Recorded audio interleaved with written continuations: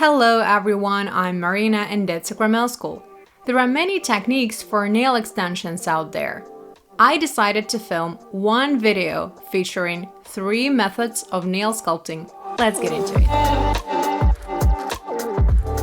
But first things first, we need to do a manicure to prep the nails for sculpting. I have already taken the previous coating off and polished the nails. Now I should remove the pterygium from the nails and cut off the cuticle. Here are today's nails. One of them is badly damaged. My model hit it really hard, but it has already healed and does not hurt anymore, so I'm going to extend it. Let's prep the nails first. I'm using a dehydrator since the hands are sweating. Next comes a bonding primer. Besides, make sure to use a good resilient base coat, the one that is not going to peel off from the gel. Our first technique is featuring gel tips.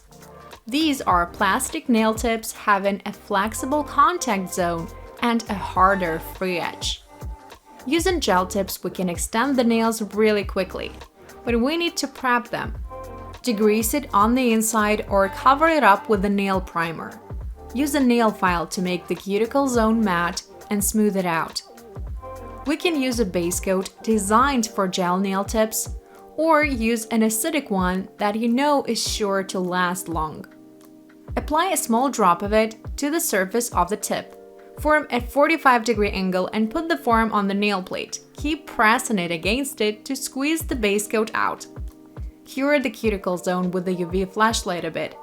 Then turn the finger over and touch up the underside to smooth out the transition. The only downside is that the technique is not universal. It doesn't help to fix the nails that grow upward, and it's next to impossible to use it for curved ones.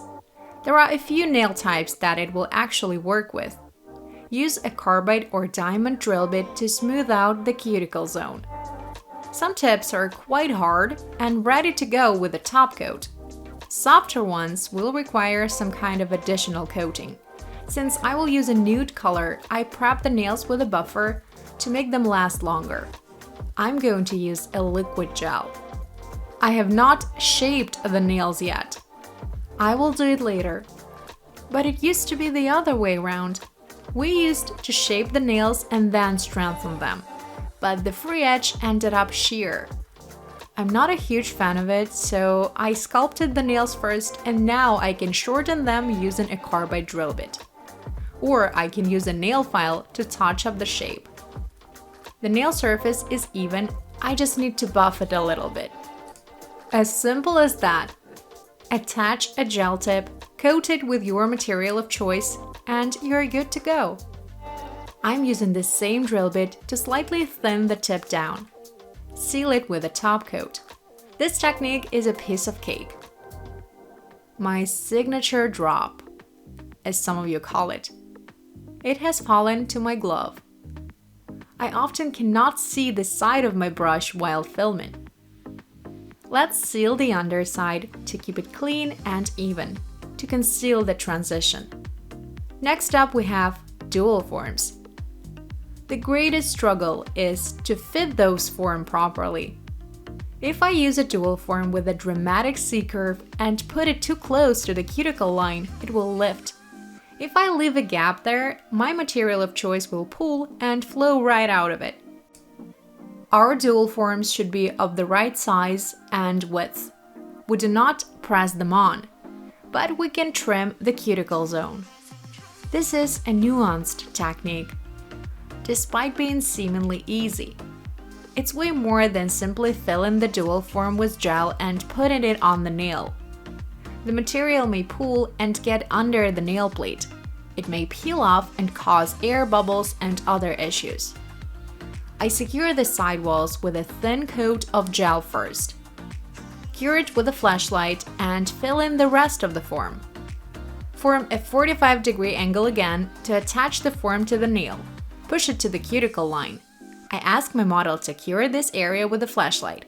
I could do it myself, but I want my model to stay connected with me and not her smartphone. UV flashlights help a lot. Touch up the underside and cure it if necessary. If you fit the dual forms and fill them in correctly, you will be able to extend the nails super quickly. This nail extension method is perfect for nail fills and repair, for lifting curved tips. It's my personal favorite when it comes to curved nails. Let's polish the surface to smoothen and even it out. We should deal with pulling to prevent lifting in the future. It's a common issue for dual forms, because sometimes we can't see any trace of that pulling.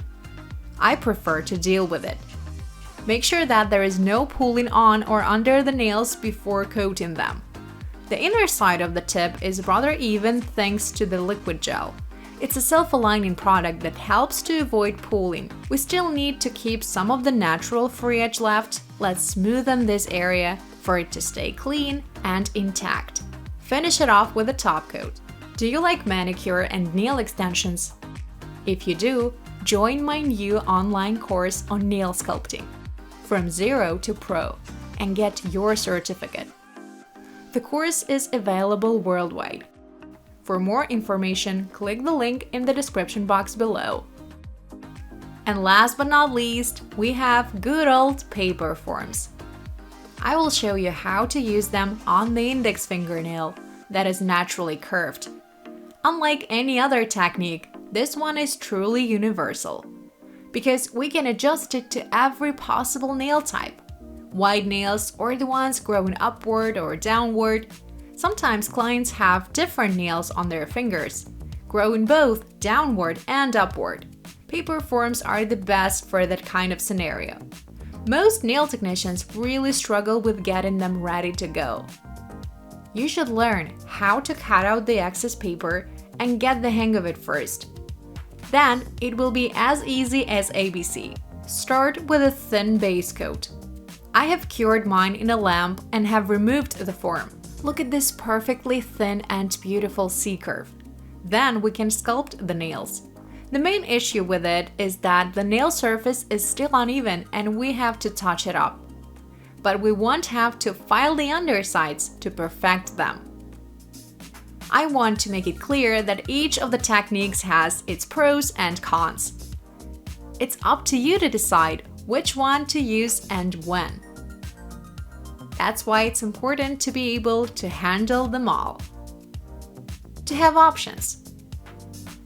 I will illustrate this point with the model's ring fingernail.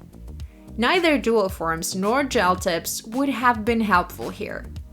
The gel would have touched the nail fold anyway, but I have managed to cut an asymmetrical paper form. I have filled in the gap first and moved on to the free edge to extend it the right way. In this case, it shouldn't be long. Not longer than the nail bed actually. I will shorten it a bit more later to make it wearable. Finally, we can sculpt the nail and work on its architecture. Use most of the product to strengthen the stress zone, to make it resistant to cracking.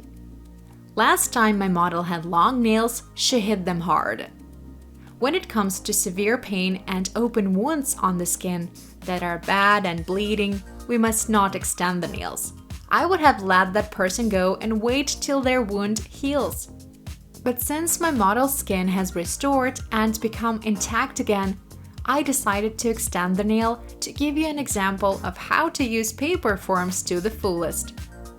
I file and polish the nail surface before using a top coat. The nail is perfectly sculpted. Now it's time to compare the nails that I have extended.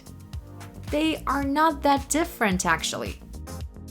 All of them have beautiful C-curves, but the ring nail has a not so perfect underside, while there is nothing under the tip of the index nail except hyponychium. Comment down below which of the techniques you like best. Subscribe to my channel and check out more videos. Wishing you beautiful nails. Bye bye!